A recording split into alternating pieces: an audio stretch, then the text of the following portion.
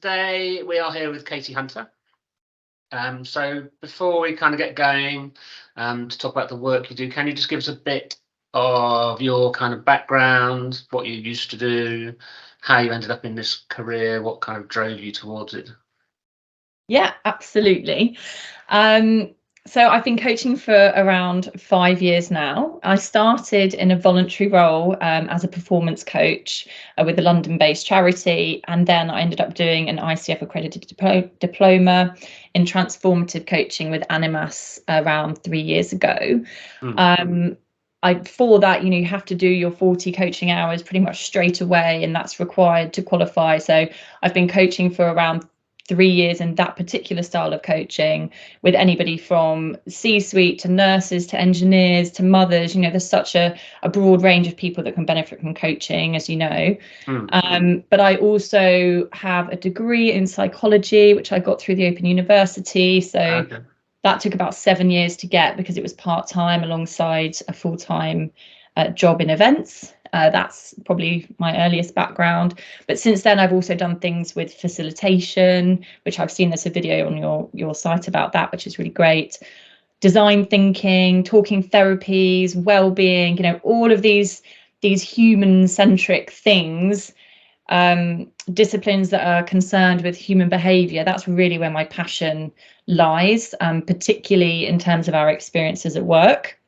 And what was the thing that, if there was one thing that kind of drove you from going the corporate events world towards the kind of coaching world? What triggered that? I think it was probably, well, having had the as I say, the interest in psychology since a really young age. When I was at school, I thought I'm either going to go into events management or I'm going to do something in crime, or I'm going to do something around psychology. And that sort of developed into maybe I'll be a forensic psychologist. And then I actually I went traveling. I decided to end the events career because it wasn't really fulfilling in a way that I wanted to feel at work. So I went traveling in 2017, and when I came back, thought I would do something with my psychology degree, which I'd funded because I was fortunate enough to start it when the fees were very low. But when I came back from traveling, it turned out I had to do another year in psychology in order to be able to do the forensic psychology masters. And I didn't have the funds to do that. I was 30 at the time. I felt like I was starting from ground zero, which was quite a challenging place to be. I ended up actually feeling very lonely, very unsure about what to do next. And without really knowing about coaching, I just started doing these things to try and help myself. And I've always been quite a positive person. So I would like design these little diagrams to help me think about situations, or I would, set goals, and then I would do like the wheel of life, which is such a classic coaching tool. I would do that like every 3 months, and I would kind of see what's happening, just being more intentional, which is what coaching is about. I ended up working as an apprentice in learning and development, which was very challenging in London at the age of 30 on an apprentice's salary. But it was actually there that I first learned about coaching. And I ended up going to work for a charity because I'm very interested in charities and kind of doing that kind of work. But I ended up going into a charity as a project manager because the salary allowed me to live, but I still had that interest in learning and development. Having done the degree as well myself, which was self-motivated, I thought, I feel like learning and development in some way is like the key to helping people to change their circumstances. And actually there was a podcast episode that I listened to, and it was a lady called Chloe Garland, who was a coach specifically focusing on people that were dealing with issues in what she called quarter life, so sort of mid 20s to late 20s. And I heard this episode and she was talking about what she did, and at the time I was a smoker, and all right, you're forgiven. I know, I'm like, how honest should I be? But I don't really have a filter, so let's just go there.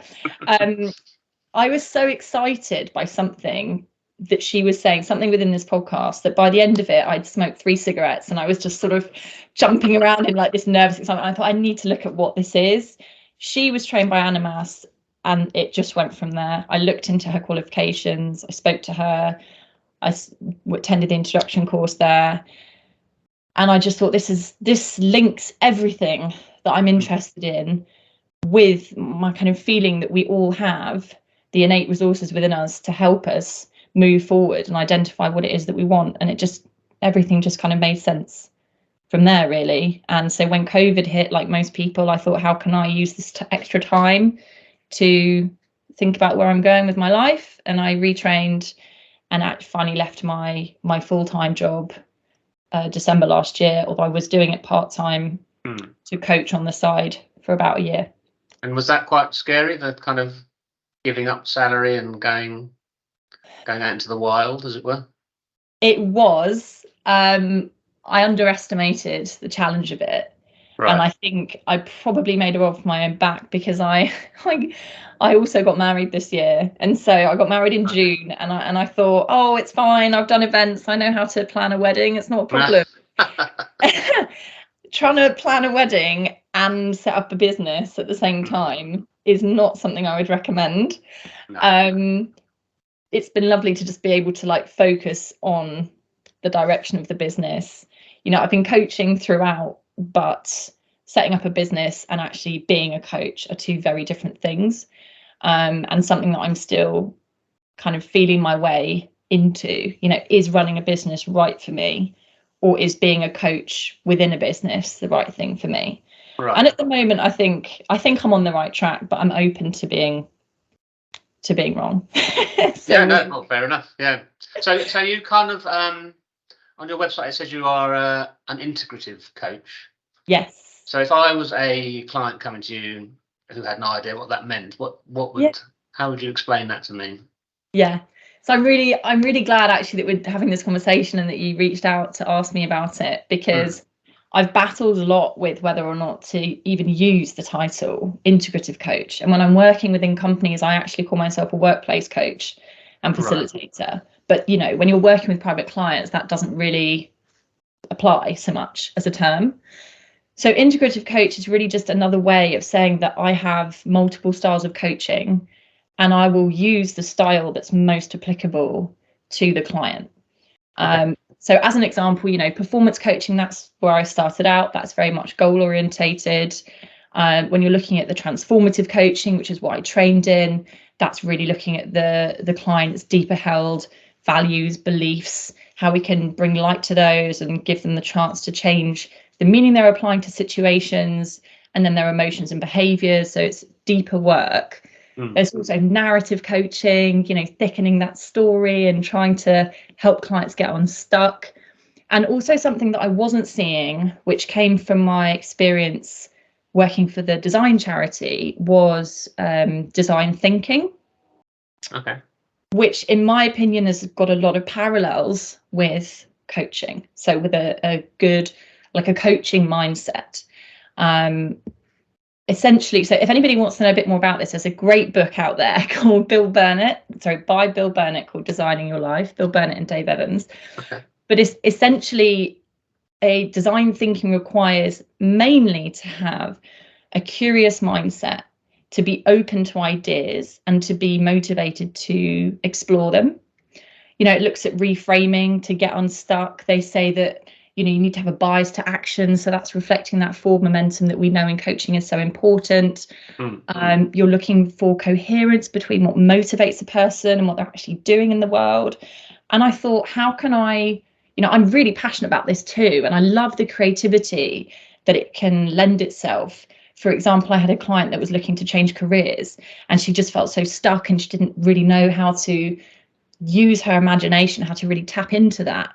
And some of the design thinking exercises that are out there, and also that are listed in that book I just recommended, was so helpful for her in actually getting further down her road to deciding what a different career would be. You know, she was really stuck in thinking, I want to do something that is creative in education, but I just don't know whether I can get the salary that I want, and I have all these competing expectations. And it was just looking at what really was the problem here and what were the opportunities she hadn't thought of.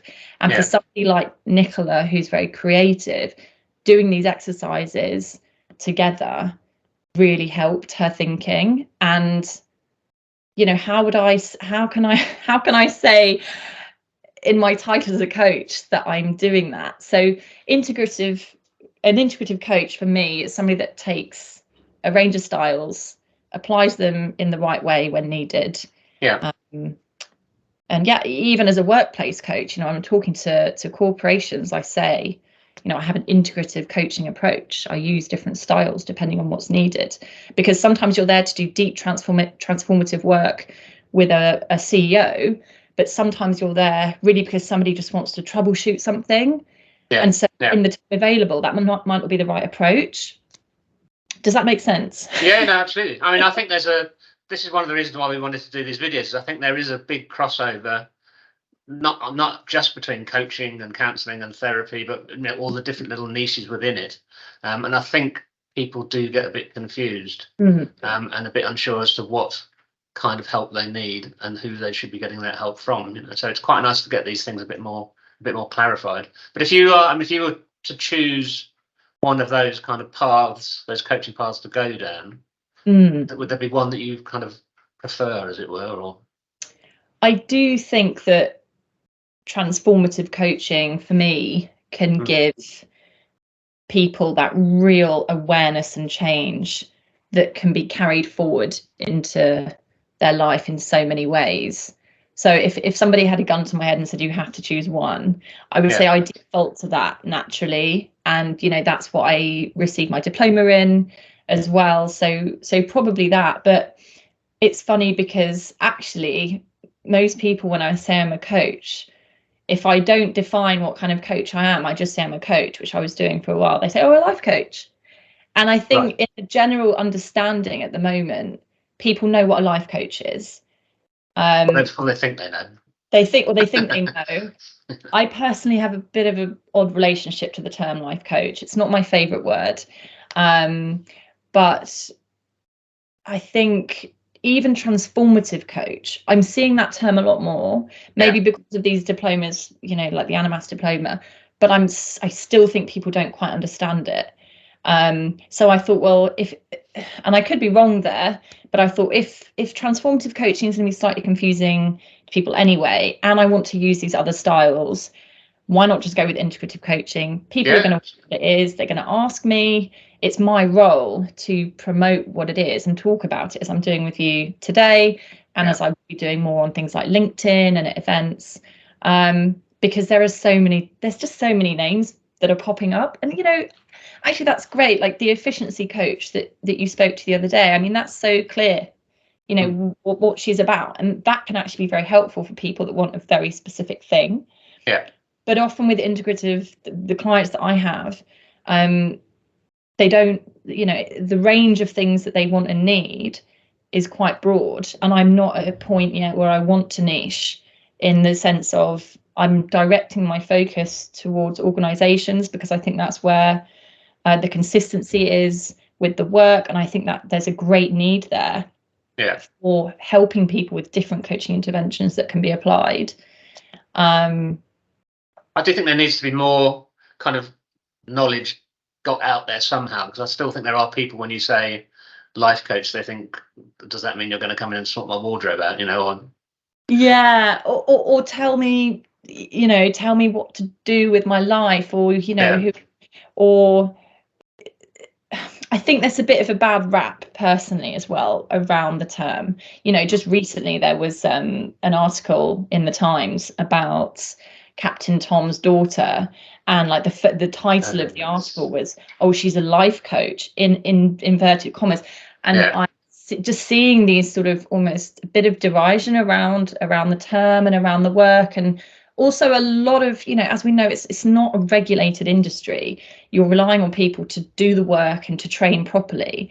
And I think, unfortunately, there are quite a few training programs out there that are maybe like one day, or they don't really take the time to embed the skills needed in a good coach. I mean, the Animas diploma took a year for me to Yeah. qualify from that. As with most people, it can take up to a year, if not more, because of the depth of the training. And I just don't know whether the word life coach is necessarily associated with somebody that has taken the time to really, equip themselves in And the it's best. difficult. It's a difficult one because there is a balance as well. I mean, you want the person that you're speaking to have been trained and to have the knowledge and the tools, but quite a lot of it at the end of the day is about that personal relationship you have with that person. If you don't click with them, it doesn't matter how many qualifications they've got, it's not going to work, Well, exactly. And actually, looking at those different kind of styles that I said I use, the one thing that unites them all is that, like that book that I think it's Marcia Reynolds wrote, you're coaching the person, you're not coaching the problem. Yeah. And it is all about that person and how they're showing up and how you can connect with them. And, I think, but even that is a skill that we can all develop in terms of how we listen and how we hold space for people. It's not just a case of turning up and sitting in front of your Zoom camera, and there's an art to it, I think. Oh, definitely, very much so. Yeah. That's great. So if you kind of knowing what you know now about you and your life and what you can and can't do, if you weren't doing this line of work, what do you think you might be doing instead? So I mentioned it's a difficult question, but I'm quite intrigued by whether the process of becoming a coach and doing the work has changed people's perceptions about other aspects of their life. Yeah, absolutely. I've always been interested in so many things, and I struggled with that a little bit in terms of having the focus. And this is the one thing, the thread that sort of goes throughout my life, of being interested in just what makes us tick as human beings. But alongside that, I've really felt, I mentioned crime at the beginning when you said to me, what were you going to do? I've really felt like I wanted to make some kind of positive social contribution in the work that I do. And that's like a lot of millennials now, never mind Gen Z. We know that this is what Gen Z are looking for with work, but a lot of millennials were looking to make a difference in the world that they live in and work in. And so, as I said, I was working for a charity, I did some charity work before that. I think if I wasn't coaching, I would probably be doing something community-based within a charity or a social enterprise. So even through when I set the business up, what I really wanted was to be able to use coaching in that way to extend the impact of what my clients were paying me, to be able to offer some sort of, no strings attached help. Particularly around social inclusion. Like the loneliness epidemic is such a problem right now. And my own experiences with that have just taught me the value of having somebody there that can just listen and give you space to work out what you're thinking. And that doesn't have to be a mental health intervention if you have make this space for connection early enough. So like, for example, the Cares family, I don't know if you've heard of them. They're a loneliness charity based in London and Leeds and Manchester. They're such an inspiring group of people to work alongside. I'm doing an away day for them. I'm coaching one of their community leaders.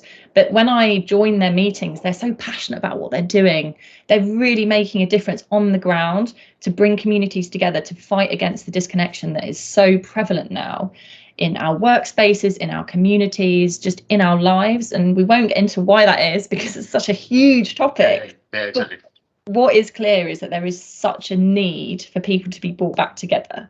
And so I would probably be doing something in that regard if I wasn't coaching. And I don't know if coaching is a solution in the sense of, coaching lonely people with experiences of loneliness. I think it is to a degree, but I also think there's lots of things that are going on that are tackling that problem. And I'm just kind of here thinking, how can I help, basically? Okay. And right now that's just helping other organisations to do what they do best. Brilliant. That's great. Thank you very much indeed. So what I'll do is I'll put links to all those books that you've mentioned as well in the kind of blurb underneath. Yes, send some more as well. And links to your kind of LinkedIn site or your website or whatever, but we can chat about that. But I think that's perfect. Thank you very much. Very interesting. Thank you so much, Kevin. All right. See you soon. Cheers. Bye. Bye-bye.